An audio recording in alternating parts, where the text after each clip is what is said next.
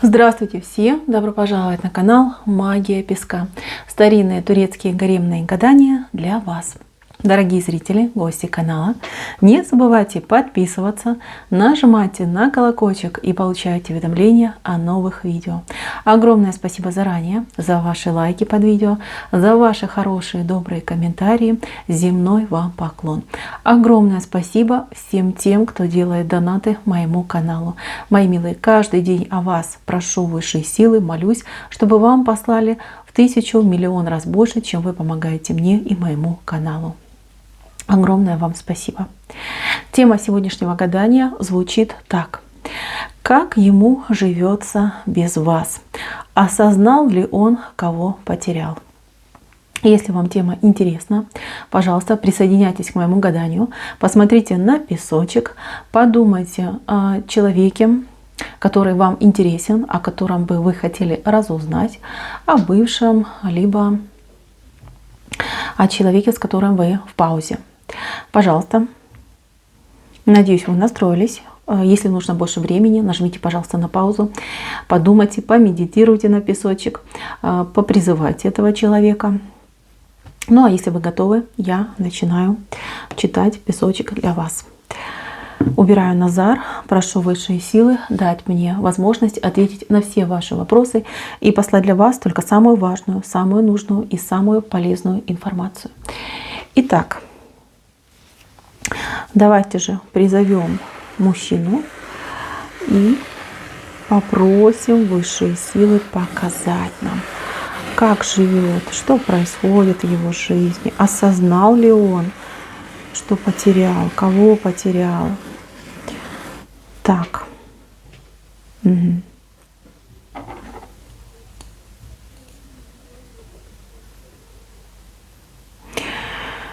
Так, девочки, ситуация сложная вышла, очень сложная. Я начну по порядку, потому что здесь высшие силы показали просто в разрезе, да, вот как менялась его жизнь без вас.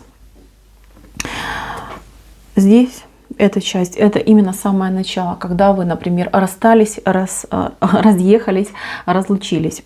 Здесь происходит такая ситуация, что человек, во-первых, сам пылил, причем почем зря по-черному пылил, вел себя не совсем адекватно, плюс к тому, что, возможно, вы где-то в чем-то, ну, виноваты, да, вот положа руку на сердце, я не могу сказать, что он тут 99,9% сам виноват во всем, но у вас наболело, у вас накипело, и что бы вы ни сделали, все равно он как мужчина должен был быть посильнее, помощнее и не уходить в такие крайности, в которые он ушел. Здесь могли быть и оскорбления, и руку мог поднять, и ну, что только мог не сделать, понимаете, очень жестко было. Очень жестко, причем он вышел из этих отношений с гордо поднятой головой, да, что типа вот меня обидели, да, я обиженный, а ты вот там такая стерва, да, вот меня бедненького использовала, да, как хотела, обманула, там, обокрала, не знаю, ну, мог обвинять вас во всех страшных грехах. Мало того, он еще мог ваших общих друзей, знакомых настраивать против вас, всячески там, я не знаю, подливать какой-то гадости, да, гадостной какой-то информации о вас, о том, что между вами было, искажать информацию. Знаете, вот какой-то он некрасиво себя повел, как будто бы мужчина вот опустился до какой-то базарной бабы, да, пошел там всем рассказывать, что меня обидели, я там бедный несчастный, меня оскорбили, такая-сякая. Мог уйти в загул, он, кстати, в загул ушел, смотрите, как кружил. Он кружил в загуле, он почувствовал, как говорится, дорвался до свободы, никто его не кошмарит, не контролит, да, и ему хорошо было. Заливал свое горе, при этом сам себе говорил, что он празднует свою победу. Знаете, вот у вас там был какой-то серьезный, глубинный конфликт. Знаете, все ведь не так просто. Вот высшие силы, они мудры. Они показали картинку изнутри, да, вот как я говорила, в разрезе показали. Это не что происходит конкретно сейчас. Они тоже показали, но вот в целом, да, вот дали картинку целого. Огромное спасибо высшие силы за то, что вы так хорошо отзываетесь на вопросы моих девочек. Смотрите, что я вижу. Я вижу, что Прежде всего, между вами, внутри вашей семьи, внутри ваших отношений был какой-то большой глубинный конфликт. То есть мужчина должен был выполнить какое-то действие, какую-то свою обязанность, что-то он должен был взять на себя, и это как мужчина он должен был исполнить, да? Вот прям как обязанность, его мужская обязанность что-то сделать. У мужчины это не получалось. Мужчина бежал от этой обязанности, от этого состояния, и ему проще было выводить вас на конфликт, чем решать поставленную перед ним задачу. То есть, когда между вами были острые отношения, колкие отношения, то, понятное дело, уже не было там до выяснения, почему ты не делаешь свои мужские обязанности, да, почему не исполняешь свои, там, например, те же обещания. Понимаете, вот такая идет ситуация. И он как будто бы он все время подогревал этот конфликт, да, и вы иногда не понимали, почему он так колючками на вас нацелен, да, почему он бурно реагирует на какие-то ваши вообще совершенно прекрасные, добрые слова, да, почему у него какая-то злоба к вам, агрессия, с чего это все идет. А это все идет с его мужской несостоятельности. Вы здесь вообще ни при чем. Знаете, он вот этим гневом, типа праведным гневом, понимаете, он пытался замаскировать свои огрехи, он пытался замаскировать то, что он, несостоятельный, понимаете, несостоятельный, не может решить по-мужски какой-то вопрос, какое-то дело, у него где-то там облом был, да, и чтобы вам не раскрывать всех своих тайн, что вот, дескать, у меня не получалось, что я там не смог, да, он предпочитал идти на какие-то острые конфликтные ситуации и вот винил вас. Да. То есть, скорее всего, когда он уходил, там, стучал дверью, кричал, что это вы сами во всем виноваты, что он там будет уходить, разводиться и 5-е, 10-е. На самом деле, девочки, ни в чем вы не виноваты, виноват он. Даже если вы ему что-то там страшное сказали, как-то его оскорбили, даже если там и изменили, поверьте, он изначально виновник всей этой ситуации. Эта вся ситуация идет, корни ее растут из этого мужчины, из него дорогого, понимаете? Вот. Вел себя, конечно, не очень. Он все это видел, он все это понимал, от вас много чего скрывал, утаивал. И еще раз говорю, да, за маской гнева он прятал свою ущербность. Вот так вот, девочки. Так что не расстраивайтесь. Если кто-то там переживает за прошлое, думает, это не вы. Это не вы, это не ваша вина, это и он такой. Он просто несостоявшийся мужчина, да, незрелый. Вот. Не расстраивайтесь. Знаете, вот когда он ушел от вас, да, когда вы расстались, он выдохнул. Он выдохнул в первую очередь, потому что ему теперь не нужно будет оправдываться, что ему не нужно будет что-то новенькое придумать, да, чтобы вот объяснить, почему он не сделал свою обязанность. Знаете, тут может быть ситуация такая, что вы там, например, планировали пожениться, собирали денежку на свадьбу, а он там где-то все растранжирил, и денег нет, да, и как он и вам объяснит, что он все растранжирил. Либо мужчина, не знаю, там неудачно вложился, а вы хотели приобрести там автомобиль, либо дом, либо ипотеку взять, да, а денег нету, и он не может вам объяснить, что денег нет, потому что он там без царя в голове, да, там кидался ими туда-сюда, не думаючи там вкладывался. То есть, понимаете, был за ним какой-то косяк, причем достаточно жесткий, и он это прятал, вас выставлял виновной во всех бедах, вот прям на вас, вот это из-за тебя, ты такая сякая. Жалеть об этом человеке я бы на вашем месте не стала. Если он изначально вел себя вот таким неподобным образом, а что о нем жалеть?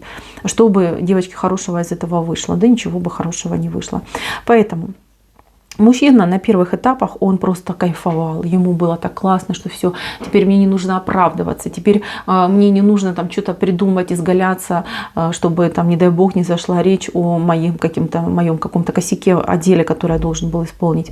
Но счастье это было недолгим. Прошло время, все поутихло, он еще и потратился тут конкретно, потому что он гулял, тут гудел несколько дней, и пришло вот оно разочарование. Разочарование собой, прежде всего собой. И знаете, наконец-таки дошло, что тупил, что вел себя как скотина, извините за слово, никого не хочу обидеть, я просто вот с потока читаю, понимаете, с поток. Поток это вот воля высших сил, да, вот вел себя он так непотребно, его наказали его одиночеством, наказали его холодным сердцем, и знаете, ему очень холодно, ему холодно всегда, даже в сауне будет сидеть, там температура будет больше 100 градусов, ему будет холодно.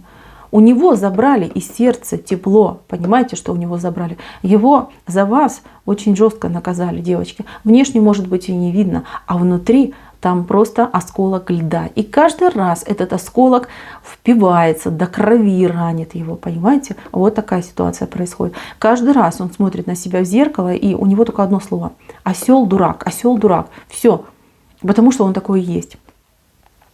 Знаете, он, конечно, вам нагадил, но то, что сейчас он переживает,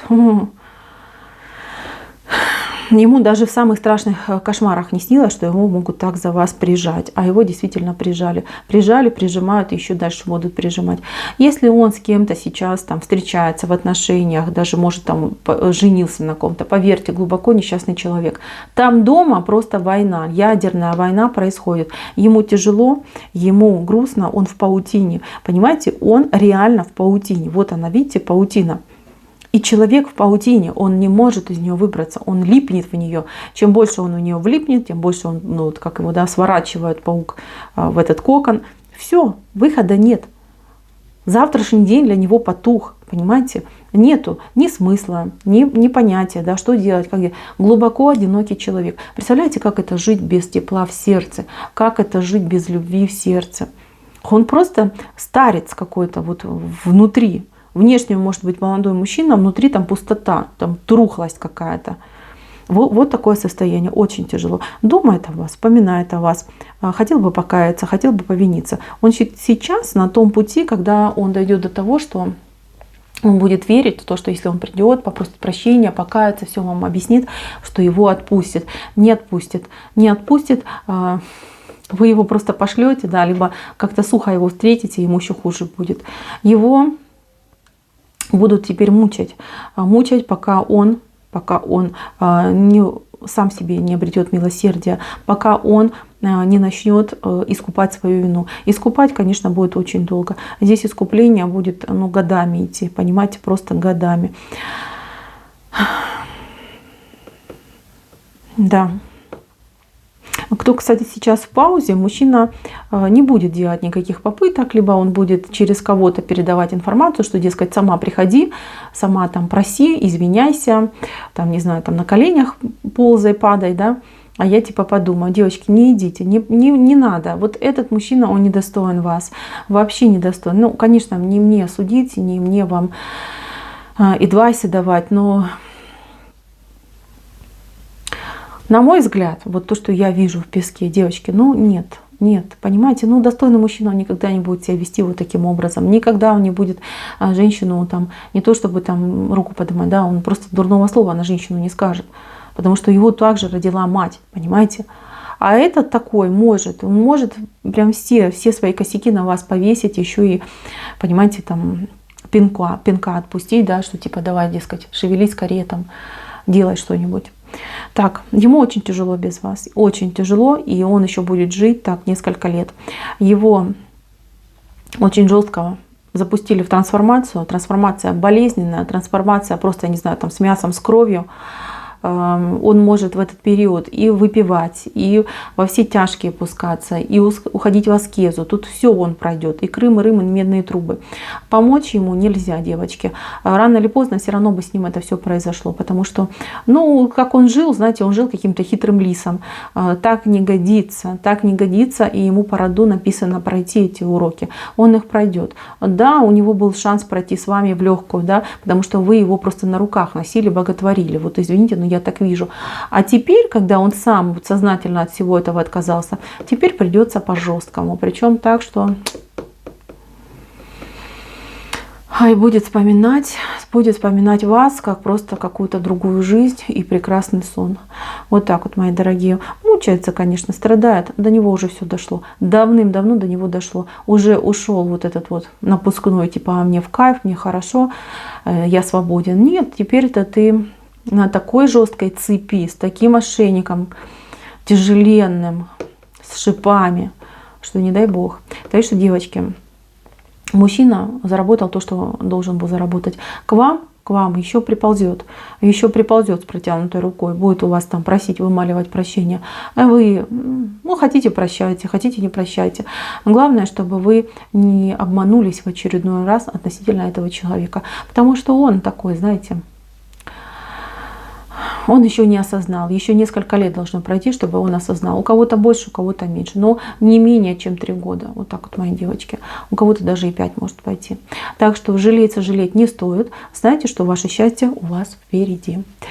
А мужчина получает то, что заслужил. На этом у меня все. Спасибо за внимание. Всем пока-пока.